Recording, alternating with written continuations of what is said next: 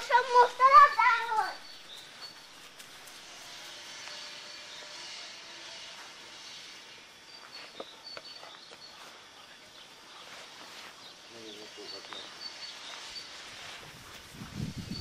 Te kis palánta, kérlek, tessék, ide hoztam neked. Mi van?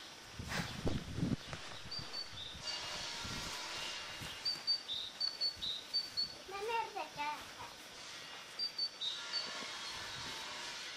Nem érdekel. Anya, elfendi, nem érdekli. Nem, mert most a kesztyűjére önti. Vedd el a kesztyűjét.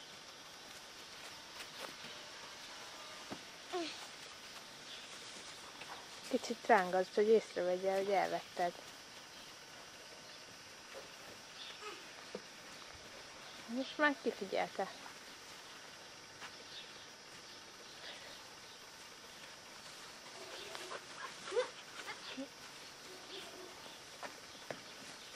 Ott játszál vele.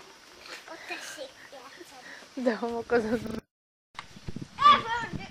Azt mondja, most ellopom én. Én meg akkor